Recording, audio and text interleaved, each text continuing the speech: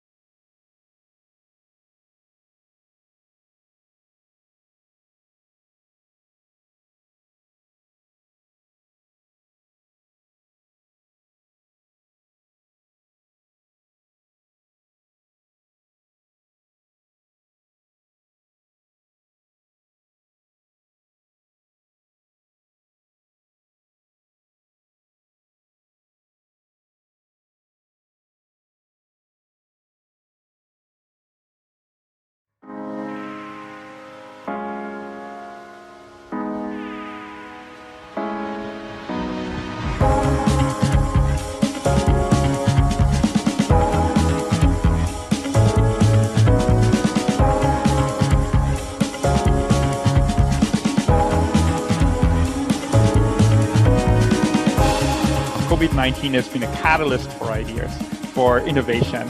Our employers have to be flexible. How do we build wealth at the individual level, communities that did not have that previously? Every city in the world will need to get more sustainable. Innovators, entrepreneurs aren't just born, they're cultivated. Building fair and inclusive economies is a complicated process, and we will need to be vigilant as we move forward.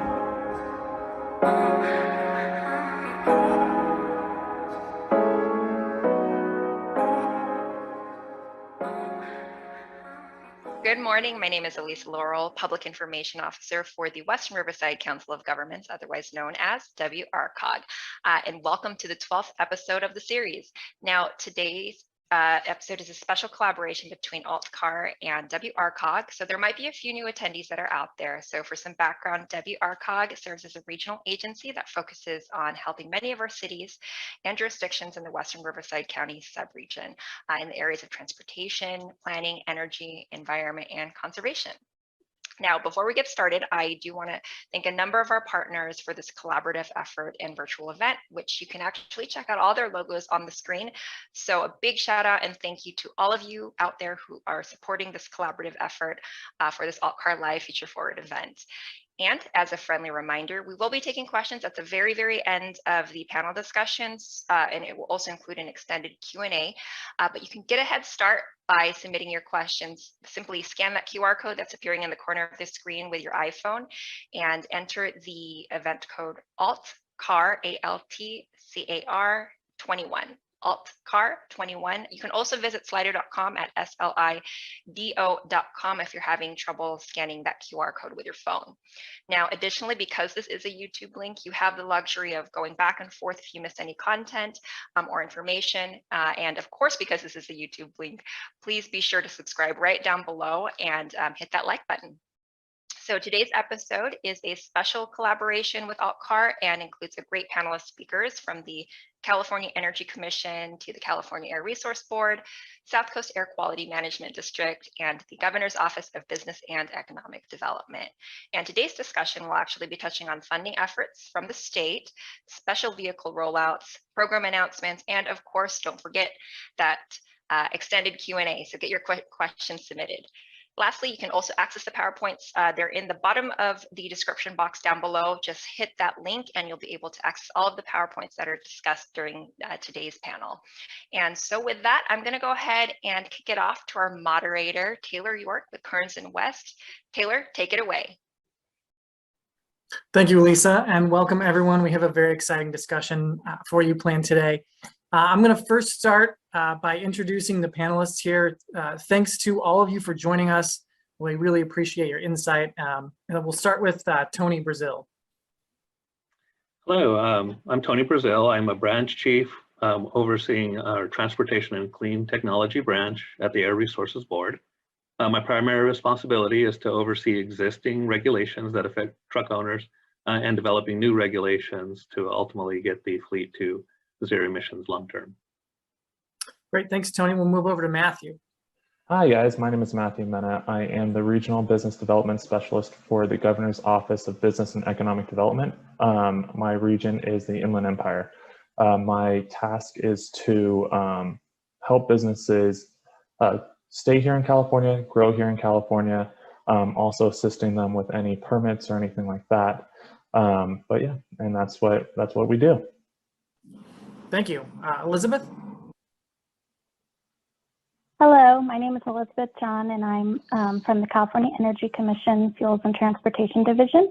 I'm a manager of the Advanced Fuels and Vehicle Technologies Office, and our office works on the Clean Transportation Program, which is a grant incentive program, and our focus is medium duty and heavy duty zero emission vehicle infrastructure and related MDHD tasks. Thanks, Elizabeth.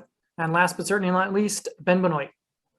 Hi, afternoon, everyone. My name is Ben Benoit. I'm on the City Council in the City of Wildomar, and that also gives me the opportunity to serve on the South Coast Air Quality Management Air District, where I'm also the chair of the district right now. So I serve as the chair of that board, and it gives me an excellent opportunity to help us all drive forward on this endeavor for clean energy and clean transportation. Great, thank you. We're going to jump into the questions here in just a moment, but I want to again thank you all for coming. I'm going to just throw a couple of questions at each of you, and we're going to go through the conversation and see how it goes. So the first question we have for Elizabeth.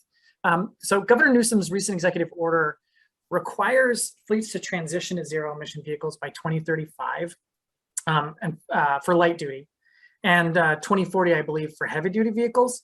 How feasible do you think that is for California to reach this goal? And specifically, what role does infrastructure play? Great, thank you for that question. So I think in short, the answer is yes, it is feasible for California to meet its aggressive goals. However, we're going to need to do a couple of things, or continue to do a couple of things that we're already doing. So we will need to continue public support for charging deployment using public funds to leverage private funds and eventually transition to a self-sustaining private market. We will also need to continue quantitative modeling efforts to project the quantities, locations, load curves of chargers needed to meet statewide travel demand, including MDHD vehicles. We'll need to support innovative charging solutions and financing mechanisms. We'll need to support local efforts to prepare for transportation electrification, including planning efforts. We'll need to ensure equitable distribution of charger deployment throughout the state, and align charging with renewable generation and grid needs with a focus on vehicle grid integration technologies and policies. And we'll need to prioritize standardized charging connectors and communication protocols. But the good news is that Governor Newsom has set the state on a clear course to electrify transportation over the next 15 to 25 years. And 2021 is actually shaping up to be one of the best years for ZEV sales, comprising over 10% of California's new vehicle fleet in the first 6 months. But really, zero emission infrastructure is going to continue to be a major barrier, and we're going to need a lot more chargers and hydrogen stations in locations throughout the state for light, medium, and heavy duty vehicles. But at the Energy Commission, we are leading the effort on infrastructure, and we've done a lot to date to help us meet the upcoming goals. So far, the CEC has provided over $180 million to fund 11,000 chargers. Cali VIP is our largest CEC funding program, and that supports light duty charging infrastructure. And then in the medium duty and heavy duty space, last year we released over $100 million in solicitations to fund zero emission vehicle infrastructure. And as part of that funding, the CEC is starting a block grant project similar to Cali VIP for MDHD zero emission vehicle infrastructure. And we're calling that project Energize. The goal of Energize is to help commercial fleets keep pace with industry demands as they transition to zero emission vehicles. And the project is expected to pair with vehicle programs like CARB's HVIP.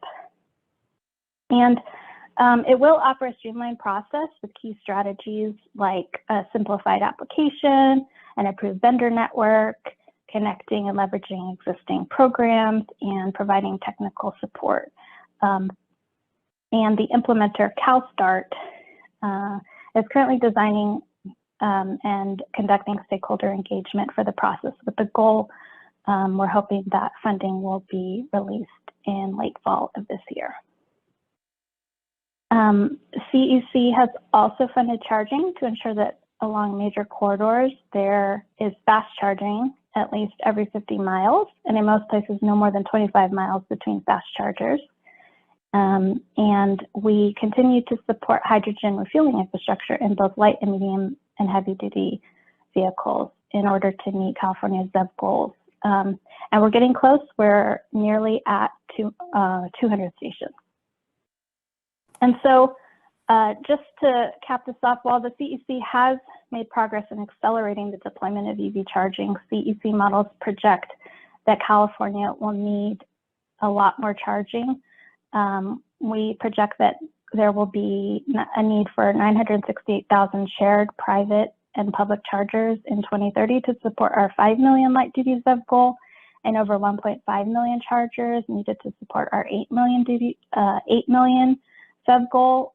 And then on the MDHD side, we have preliminary modeling suggesting that 157,000 DC fast chargers will be needed. And those chargers are going to require a high amount of power ranging from 50 kW all the way up to 350 kW. So we recognize that bidirectional charging and vehicle grid integration is going to be very important in the near future for resilience, cost-effective grid operation, and attaining California's clean energy goals.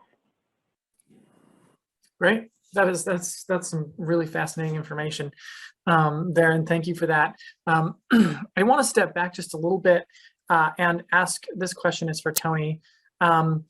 Focusing on the heavy duty sector, I want to talk a little bit about the need to reduce emissions from heavy duty trucks.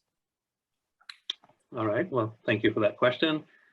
Yeah, as many people know, I mean, California does have some of the worst air quality in the nation. Primarily the San Joaquin Valley and the South Coast are designated as extreme non-attainment areas for ozone. Those are the only two areas in the country that are designated as extreme.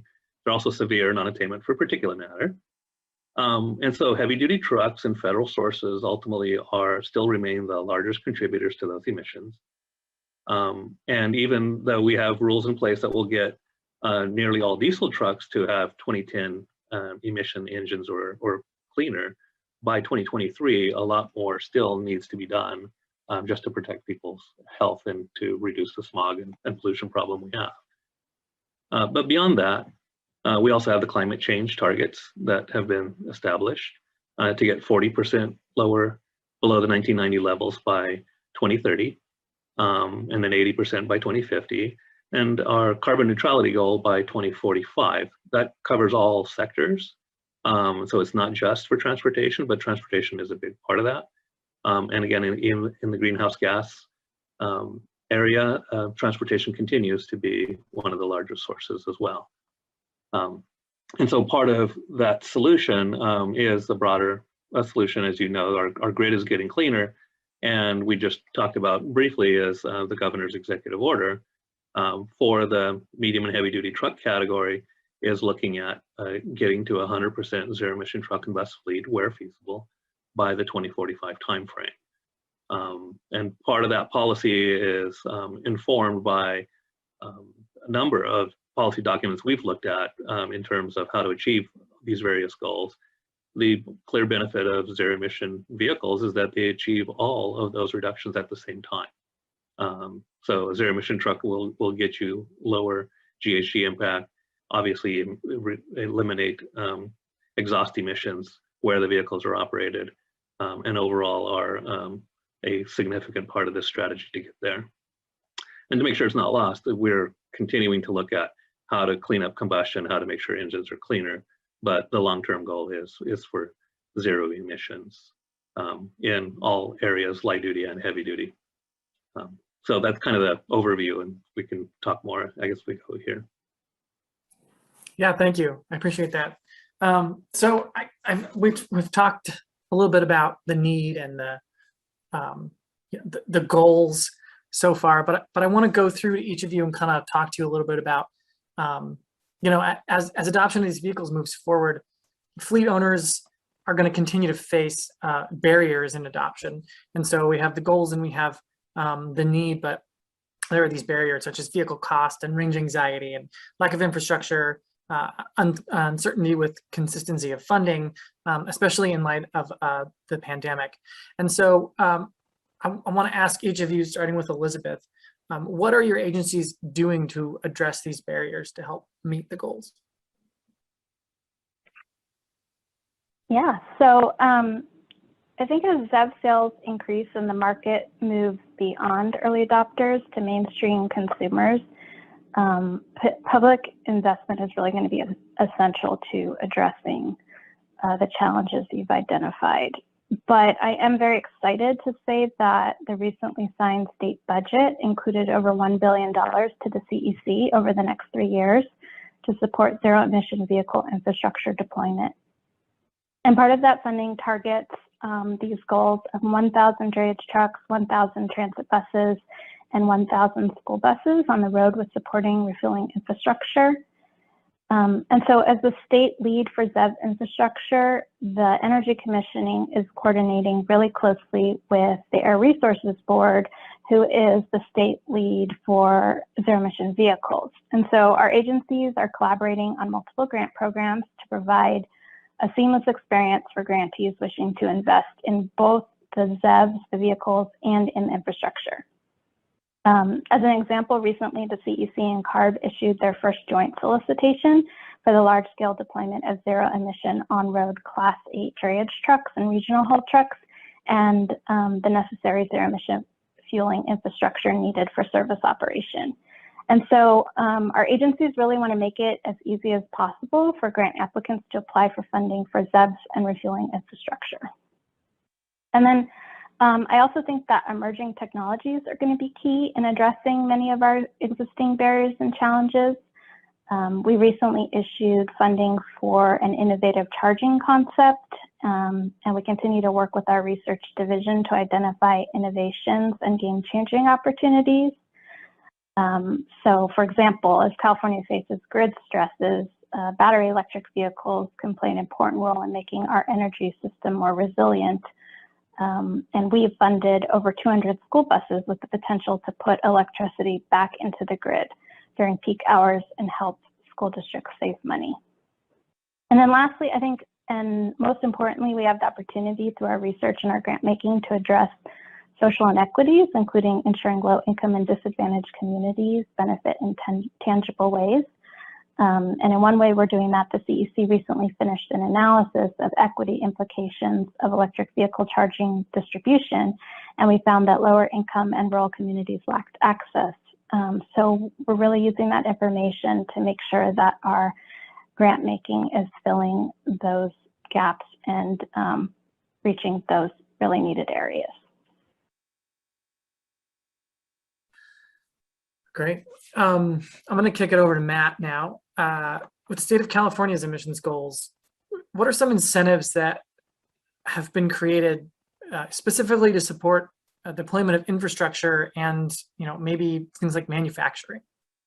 Yeah, right. So with all of these goals that California has, this actually creates an ecosystem for businesses that are looking to California to come here to test their vehicles, to test infrastructures, such as charging stations and things like that. So there's a number of different incentives for manufacturers and for businesses who are wishing to implement infrastructure into their facilities. And part of our goal is really just to help businesses streamline these processes, break down barriers, things like that, bring in different new employment opportunities for the community. And so with that being said, we help plug businesses into different agencies, such as your local utility, such as SoCal Edison, who has a charging station incentive. We also have what's called CATPA, or the California, it's a really long acronym, sorry. The California Alternative Energy and Advanced Transportation Financing Authority incentive, which takes off the full sales and use. It's a full sales and use tax exemption for all manufacturing equipment if they qualify and if they do win that opportunity. We also have a partial sales and use tax exemption for manufacturers, which takes off around 4% of the state sales tax. Along with that, there's the California Capital Access Program, which helps small businesses implement the zero emission vehicle infrastructure to their facilities. And then one of the largest incentives, one of the most popular incentives for California is the California Competes Tax Credit Program. The next round, it starts January 3rd and it ends January 24th. And for that round, it's $140 million worth of tax credits. Along with a new grant program. The regulations for that program are still being written, but it's a really great a really great piece to feed that infrastructure and the ecosystem for those manufacturers. And the total budget for that program is $120 million. And so we're really excited to start pushing that out as soon as possible.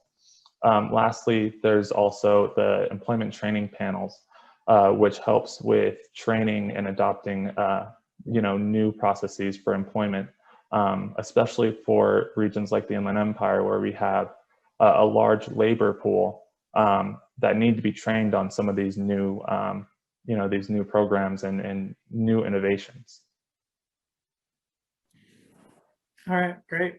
I'd like to shift it to a little bit more local perspective and turn it over to Ben for a question. Ben, the Air District, we've talked a little bit about incentives and a little bit about regulations so far, and you kind of have this sort of incentives and regulations perspective from more of a local, regional perspective. So talk a little bit, if you would, about some of the incentives that the Air District is working to. Sure. Well, you brought up earlier about talking about getting it's not just about the fleet, but also the employees to start moving towards electric, and it helps in that training. It helps them understand, if they're in their own household, if they have maybe an electric car, whether that's a plug-in Volt or a plug-in hybrid or a full electric vehicle, how that helps. So one thing that the Air District started quite a while ago is helping out with that home EV charging environment. We actually offer a rebate. If you're a low-income family, it can be $250. If you're not, it's $250. Or sorry, only $500 if you're low income. And that has helped get deployment out just in those communities that need that, as well as we've also got a replace your ride program. So this is a program where if you do have an older polluting car, you can go and replace your ride and get a voucher to buy down for either a plug-in hybrid or a full electric vehicle as well. And again, that's based on income as a sort of a sliding scale of where you might qualify for that. And to the Air District, that's been a huge incentive to help push out that technology, not only just in regular communities, but also into our environmental justice communities, and to make sure that those employees have that opportunity to do that as well. So that when they do get to the work environment, that hopefully starts to see these new full electric vehicles or other opportunities, they're already familiar with some degree with that type of equipment. So that's something we've been doing as far as just an incentive program, both through the Air District and through MSRC, or the Mobile Source Reduction Group. The Mobile Source Reduction Group has also been working really hard to put in higher level chargers for trucks across the region. We actually had a lot of money that was being used for various other opportunities for taking particulates out of the air, but we realized that that was probably the most important piece we really needed to focus on in the MSRC is transportation. So we're actually working towards right now deploying about 50 high speed chargers across the Air District region. That's still formulating and still coming together, but that's been a big shift just to at least start identifying those dollars and moving that direction. But I'll tell you, as I sit here and I'm familiar with those programs at the Air District, it excites me to hear all the other opportunities that are coming online right now for both hydrogen and for electric vehicle infrastructure from our state partners and all of our partners, frankly. And it's just exciting to see.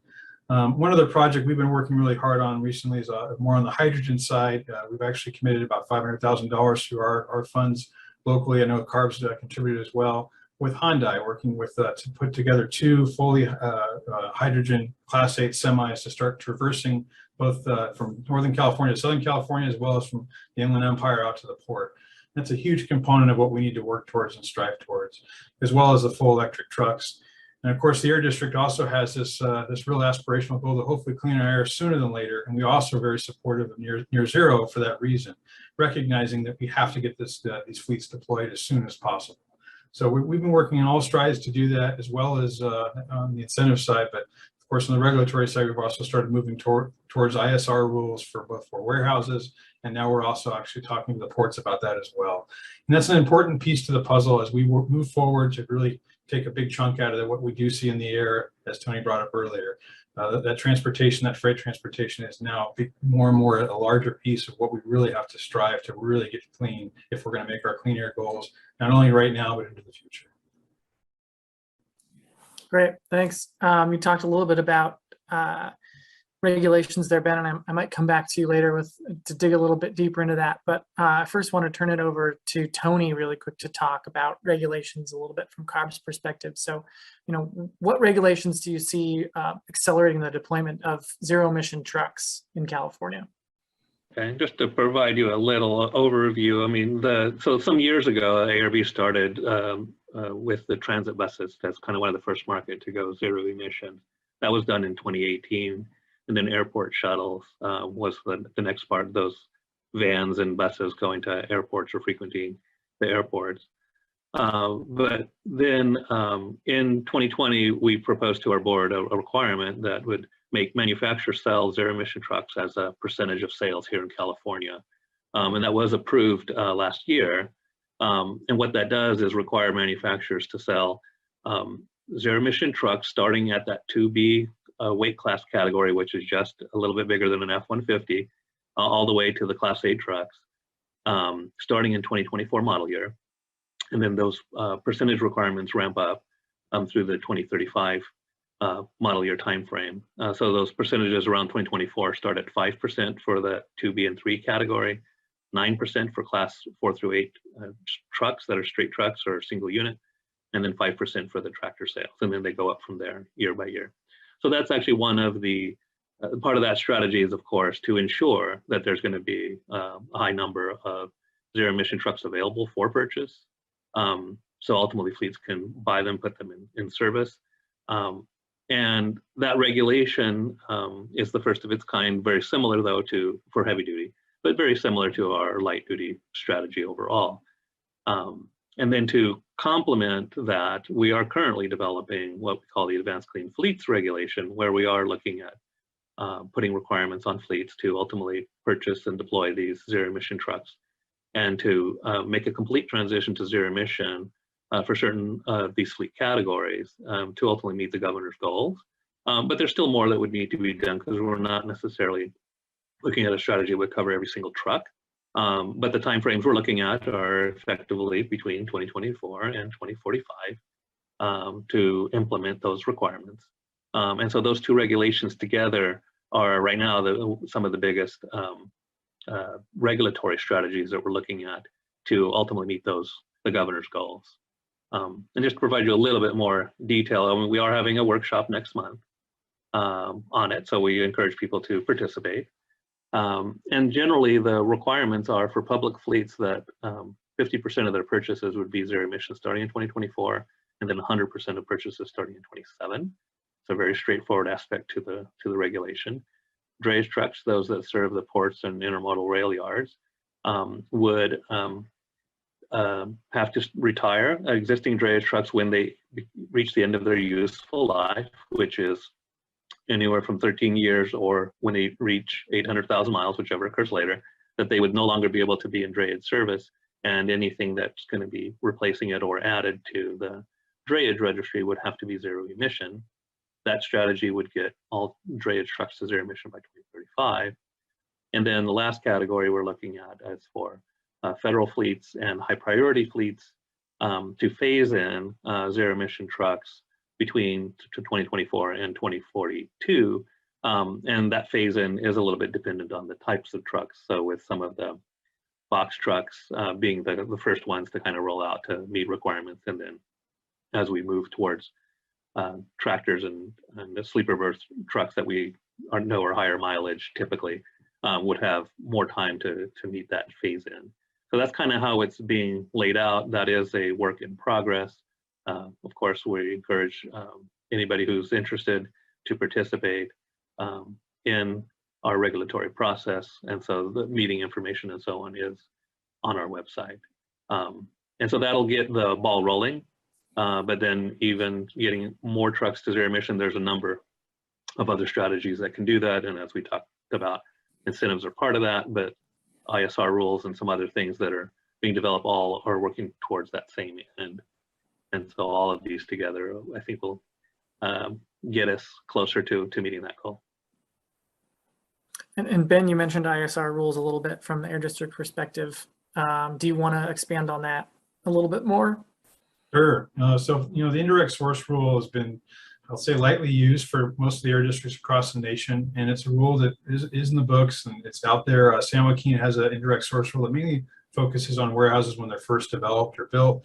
Our district took a different approach on that, and we're actually requiring quite a bit of the user of the warehouse. So that user of the warehouse now has to track the trucks that are coming on and off their property, and that just started in this last month. They're all learning how to do that, and we're working towards adding more and more staff to help them with that and figure those avenues out.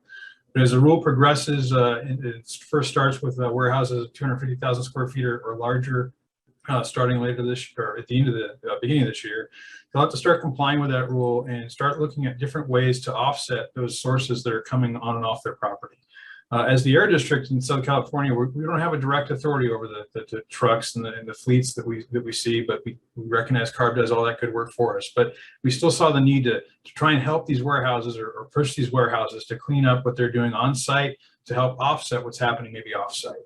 And that's been a very difficult process. It was not the easiest rule to get through the regulatory hurdles of AQMD, but we got there, and I'm proud to say we did that work. I think we have a good rule, and it's going to be just a matter of implementing it and getting that on the ground and working. But of course, that rule could be also applied to other avenues as far as other actors in the area. The ports could potentially, or the airports, or also the rail yards. So we're looking at those other avenues, but right now we're really focused on the warehouses because that's where we see the biggest bang for the buck, so to speak. And this is something that helps those warehouses look at maybe whether solar is an option, or whether yard hostlers or other electric forklifts.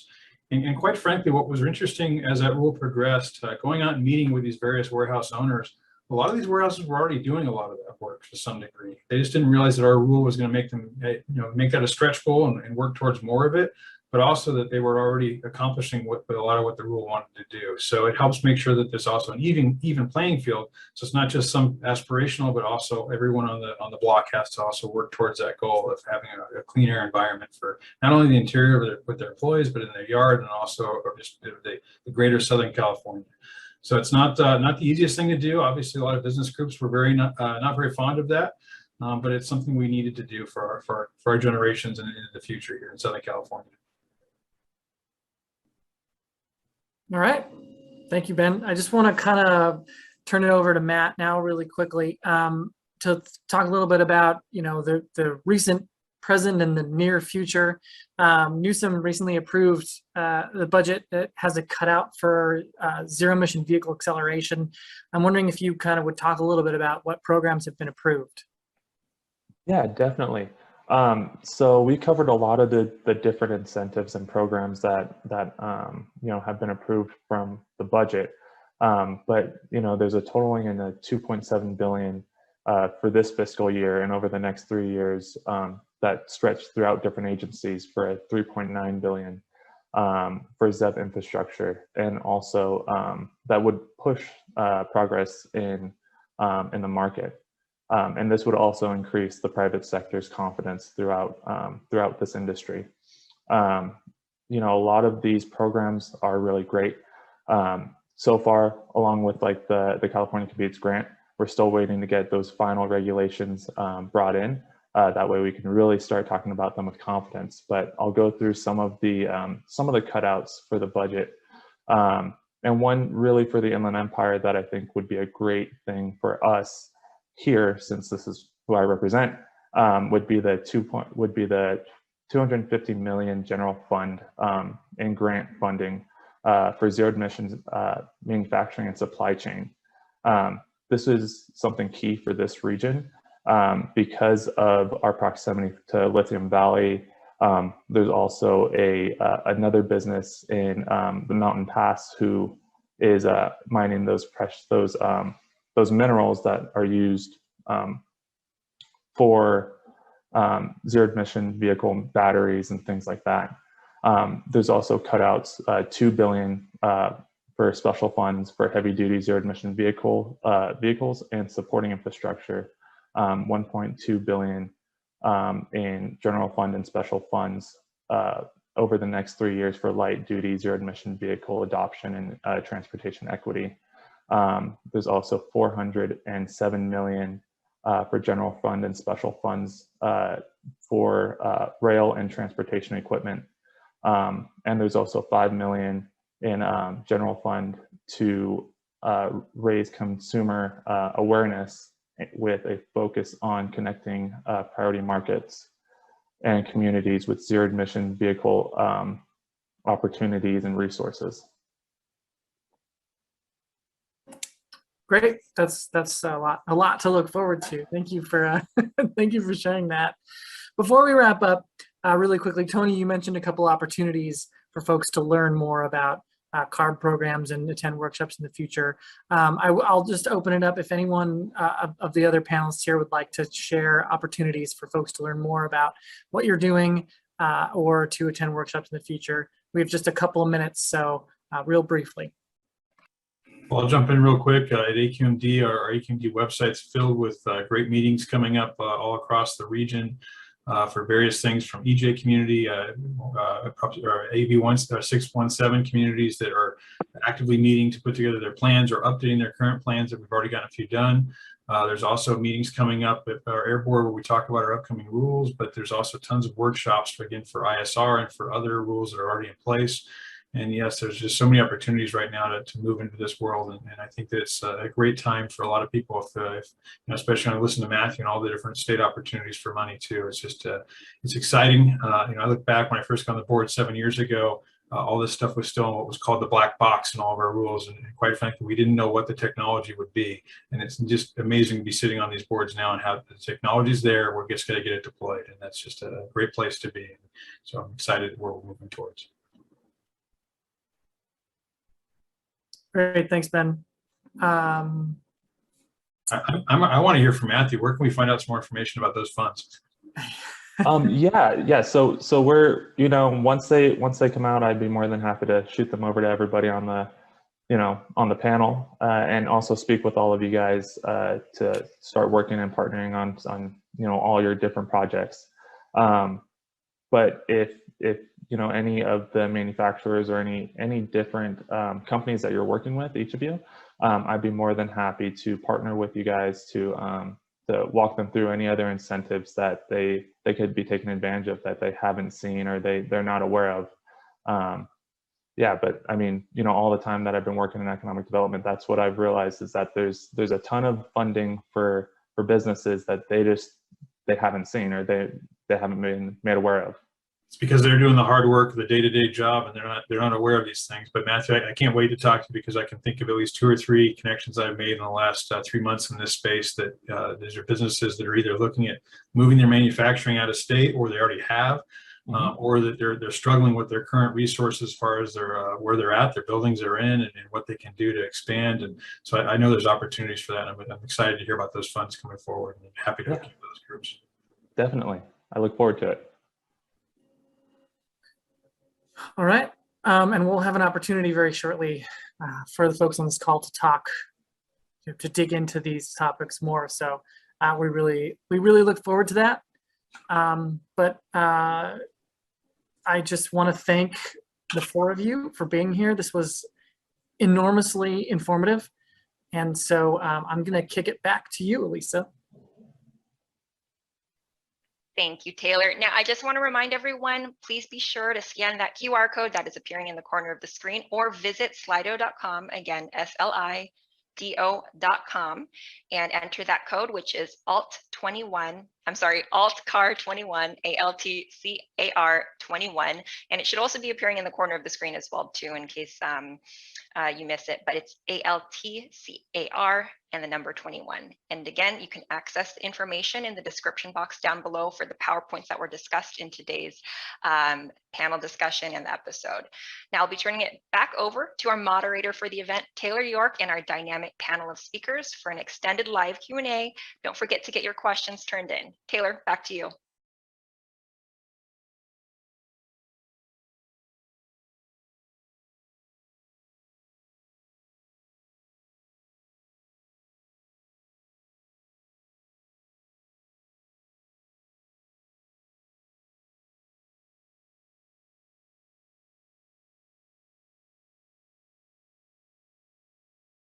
So without quick note before we get in again. So we have some really good questions. I'm going to read through the questions and maybe sort of lob them at whichever one of you I think maybe could answer it best. If you can't answer it, or you're like, I don't know, you want to kick it to another panelist, feel free. Also, if others want to jump in and answer the question, feel free to do so as well. So with that, we're going to move to our first question. And that is, how are utilities handling the power outages and charging vehicles? And I'm going to first lob this to Elizabeth. Yeah, so I think it's really important for us at the CEC that we are ensuring long-term reliability and taking the right actions to ensure we have enough power on the grid to charge all these vehicles. Knowing that the medium duty, heavy duty sector is going to need a lot of power. The chargers require, power ranging from 50 kW all the way up to 350 kW. So we recognize that bidirectional charging and vehicle grid integration are going to be very important in the near future for resilience, cost-effective grid operations, and attaining clean energy goals. And so vehicle to grid is the most advanced form of bidirectional charging. So that's where a vehicle directly provides services to the grid. And this is a nascent technology, but I think it's a priority of the CEC as we're continuing to explore pilots for these types of projects. I think a really good example is school buses. You can essentially use a school bus as a battery for emergency purposes when power is not available. So these are things that we're definitely exploring at the CEC, specifically for those purposes. Okay, great. I guess I'll ask any others if they have any perspectives on that. Talking about how utilities are handling power outages with EVs or vehicle to grid, any of that sort of stuff. Well, I'll just throw in real quick that I have seen some real great progress in this very recently. I toured a medium to light duty, almost into heavy duty truck manufacturer that's in the Glendale area, but really their design center, their manufacturing will probably be starting up in another state. But the integration there has been critical, and that's one of the biggest pieces they've been working on, is that software integration to allow the vehicle to be used when there's a grid issue, or if the power that's in that vehicle could be better used back on the grid, to dump it back into the grid.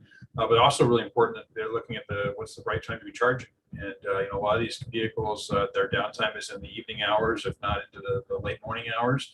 And that's a perfect time to be taking some energy off the grid when we're not using it. And then it's available later that day, or what's left in the battery when they get back to the yard, if it's needed in the afternoon, it could be used. So I think there's definitely some opportunities there. It's more of it's how do we get to that point where that's more of a solution than a problem. And I think we're well on our way to get there someday. All right, great. This next question, I'm going to send over again. Sorry to put you on the spot again, Elizabeth, but I'm going to send this over to you. How can we get the CEC to release the rest of the allocated funding for hydrogen infrastructure? So I know under our Clean Transportation Program, we each year we write an investment plan, and typically we dedicate $20 million in funding to hydrogen refueling infrastructure. We've mostly focused on meeting the light duty goals of 100 stations in California. And now we're shifting some focus to medium duty and heavy duty fueling infrastructure. So I do think that the funding for the light duty has been released, but we do have some exciting opportunities on the MDHD side. I think I talked about it earlier, but we did recently launch the Energized Commercial Vehicles Project, which is a project that aims at getting infrastructure out quickly to fleets, and this would include hydrogen refueling infrastructure. Our expectation is that funding will be released in late fall, and that fleets will have the opportunity to apply to this project, including if those fleets are hydrogen fleets. And then we've also partnered with CARB on a drayage truck project. We actually awarded 5 projects, one of which was a hydrogen project with the Center for Transportation and the Environment. And so that will be proposing to operate 30 Hyundai hydrogen Class 8 fuel cell trucks at the Port of Oakland.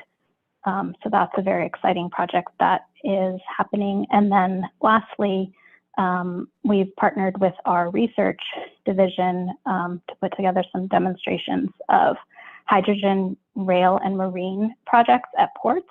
And so we do have some infrastructure going in at the Port of West Sacramento for the Sierra Northern Hydrogen Locomotive Project, which will also support heavy duty vehicles. So we have a lot of funding opportunities that were recently released. And then with our new funding, we expect that there will be much more. Okay, thank you. Next question. And I think this one goes to Matt. Why aren't car companies promoting alternative cars more?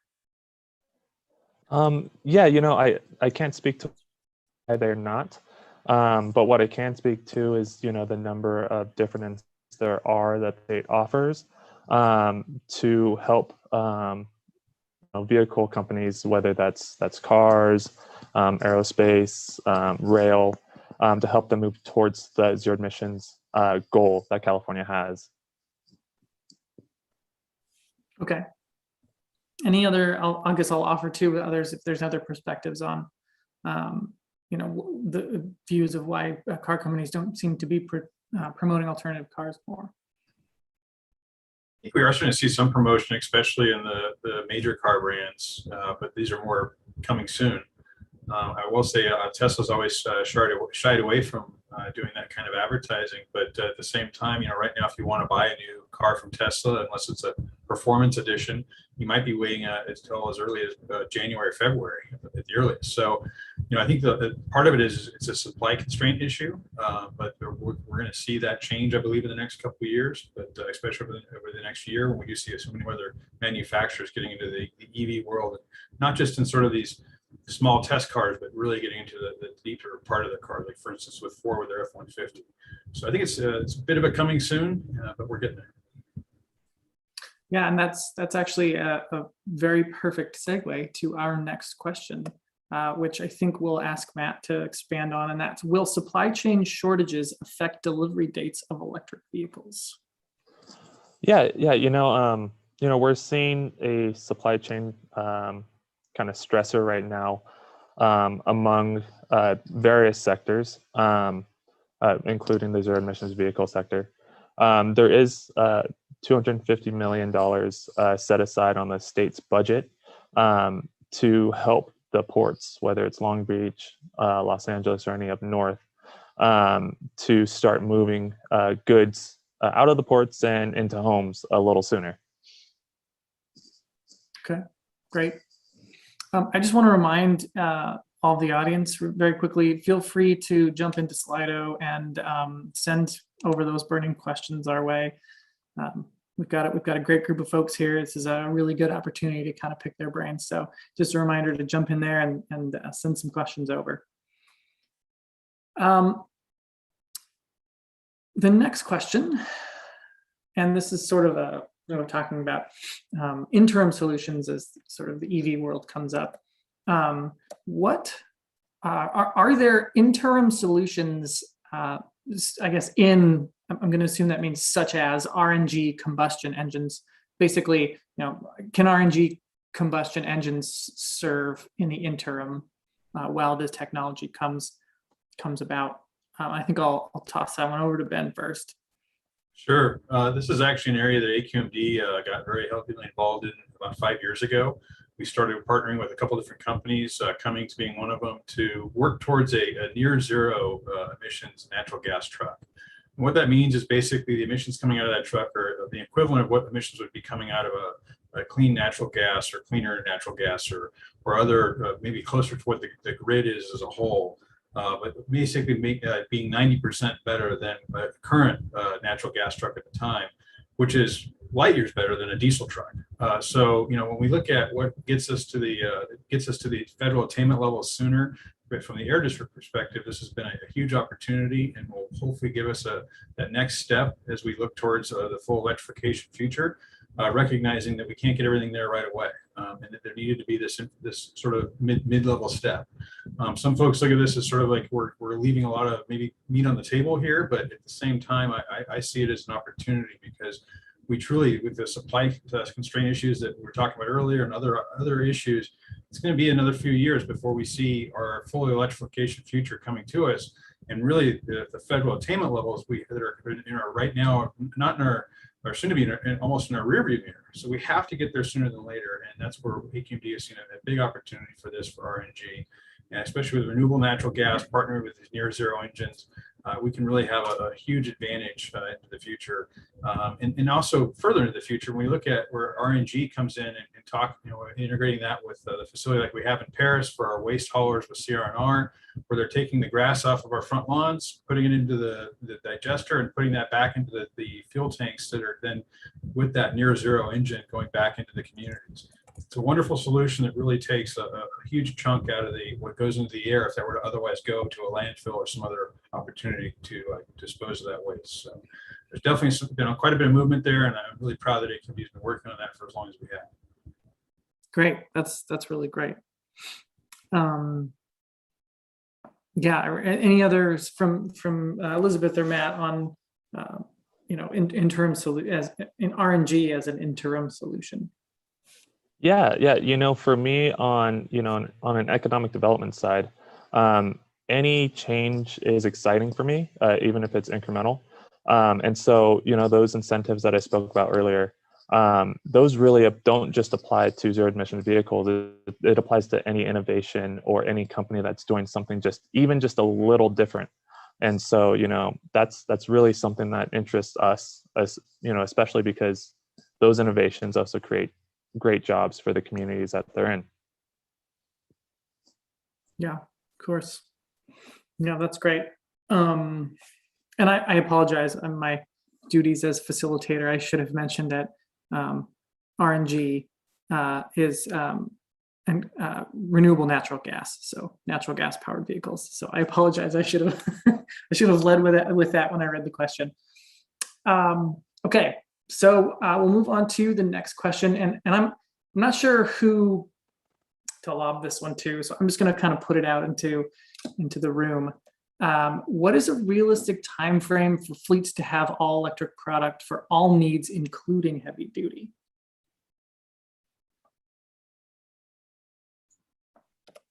I was consulting with my crystal ball earlier. No. This really is a tough question to, I think, put a final answer on. There are many solutions coming. Many solutions have been talked about over the years, and a lot of them that haven't quite gotten there yet.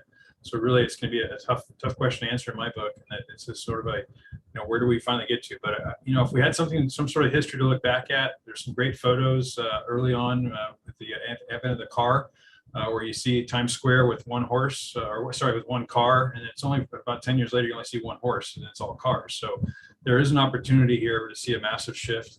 It's just going to take a little while, especially in that heavy duty sector, but it is coming, and we will see a shift, and I think it's going to be for the better. But when is that? Hard to tell.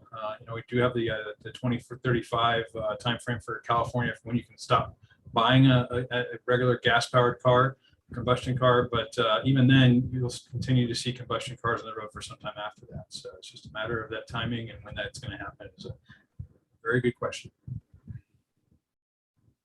I guess I would add that I think we have the policies in place, we have funding available, and now the technologies are available. So as we see, especially on the heavy duty side, as we see big companies like Amazon and IKEA shifting in that direction, the vehicles are going to come down in cost and be more available to smaller fleets. So I think we're at a point where things will start moving a lot faster, and we'll see these technologies on the road very soon. Okay, great. Any other comments before we move to the next question? So this next question, again, I'm just going to kind of lob out into the room. Is it possible to hit the 2035 mandate?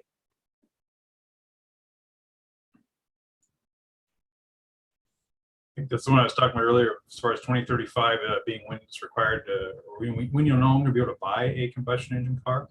But I think that's a mandate that's going to be obtainable. As far as that'll be the last time you can buy one of those cars. But as far as when you will stop seeing those on the road, I think that's the bigger question. Yeah, the only thing I can add to that is we have the funding, like we said in the last question, and we have programs that are, built to move this forward. So as far as meeting that goal, I believe it's more than possible, just because of the groundwork that we're putting in now. Okay.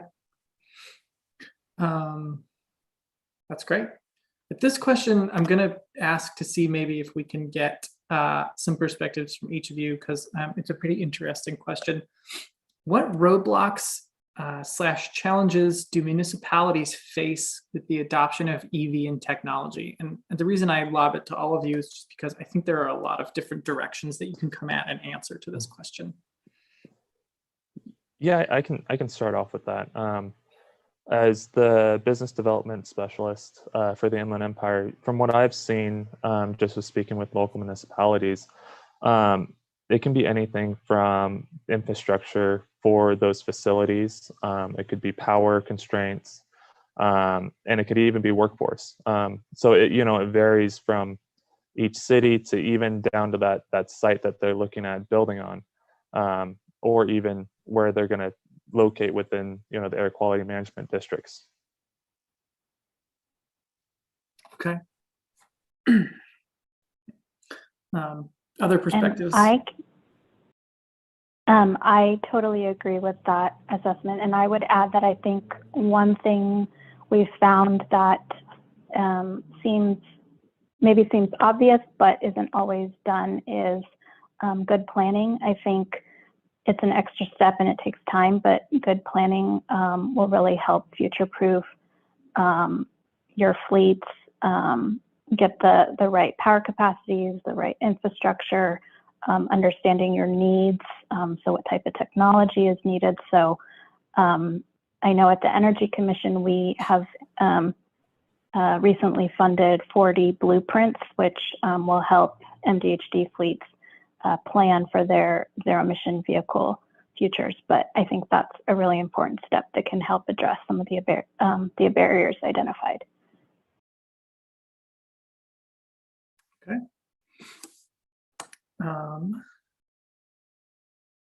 We will move on to the next question. So this is another one for the room. What do you say to people rushing to buy, let me put it up there, there we go, rushing to buy diesel vehicles / trucks before they're off the market? How do we convince them to buy / invest into electric or AFV, which stands for alternative fuel vehicles?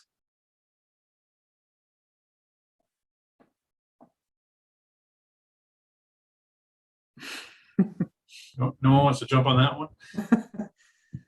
You know, it's been a process or a problem that we've seen at the Air District for many years, especially as CARB has had their updating on their rules going into the 2010 truck rule. Continues to be an issue. I think the only thing that a lot of our local jurisdictions can do is to continue to make sure that they're talking about those opportunities, especially for newer warehouses coming in. But as far as existing warehouses and their existing structure, it's rather difficult, other than to try and offer some of these great incentives that are out there. And I would say there are a lot of incentives out there, whether it's for the infrastructure that Elizabeth was talking about, or the actual fleets that ACB has put money towards in the past through MSRC. The opportunity is there, but it is difficult sometimes for folks to find those opportunities. And I think this is the best thing we can all do, is just make sure that people know those opportunities are out there.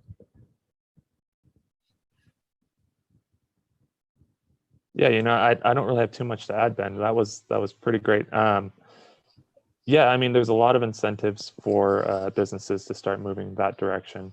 You know, there's a number of different incentives. Some of them I didn't even speak about earlier, that really aim towards helping businesses move that direction.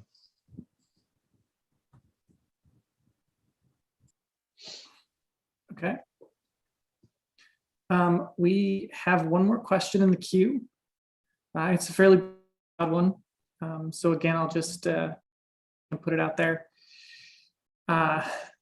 Do commercial, medium, and heavy duty vehicles or light duty consumer vehicles contribute more to the local air pollution / contribute more to the solution? So I guess the question is, you know, are the heavier duty vehicles having more of an impact, and are there more of a bang for your buck to address them, solutions for them, or are the light duty consumer vehicles having more of an impact? I think I'll go ahead and take that one. And you know, the short answer is that there's a much more bang for the buck now in the larger trucks, and partly because is that what you've seen over the last 10 to 15 years on the consumer vehicle side is the average consumer vehicle has gotten a lot more fuel efficient, and therefore a lot more better as far as air quality. We've had catalytic converters, another wonderful piece of equipment on those cars going back almost 25, 40 years now, somewhere in that range. And so that's continued to make that fleet much cleaner. On the diesel truck side, you can still see occasionally an older diesel truck running around out there that I think everyone on the freeway would all look at and go, wow, what's wrong with that truck? It's just an old truck.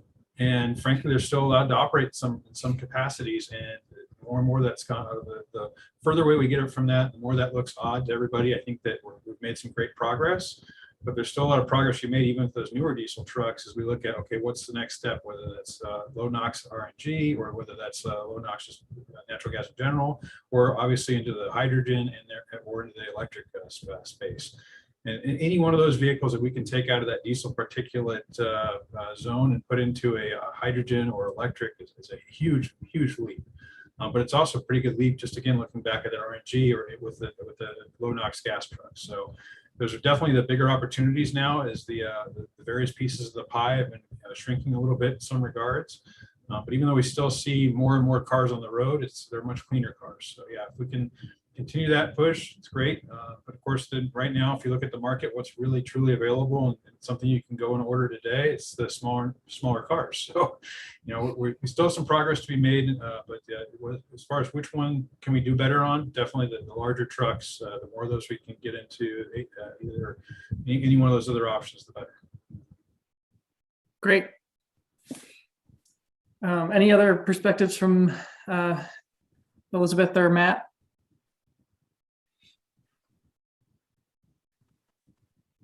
I guess I'll just add that, the heavy duty trucks are driving through, low income and disadvantaged communities, and they're creating the most, air quality problems. So it's definitely a harder sector to tackle. So in thinking through that, I think moving the light duty market first made a lot of sense. We made progress in the technology, and we got people a little bit more open to the idea. So now that we're working on the heavy duty sector, I think it's going to be, make a much bigger impact. But I think we needed to do the light duty to get there. All right. Thanks to you all. We have one more really great question, actually, and that is, can you continue doing these alt car events? Love this presentation. Great work, WRCOG team. Thank you so much for that. We have been doing these alt cars on a regular basis and to kind of make sure that folks are updated, and so we do plan to continue. So keep an eye out for more of these. And with that, there are no more questions. I would like to sincerely thank all of you for joining us and for being on the spot to answer all of these questions from our attendees. As you can see, these are very valuable events. And so thank you so much. And I'm going to turn it back to you, Elisa. Now, before we sign off, I do want to give a special plug for AltCar Live in 2022. Can't believe it's going to be 2022, right? So please be sure to keep a lookout for that. Thanks for joining us today. Stay safe and stay healthy. Bye, guys.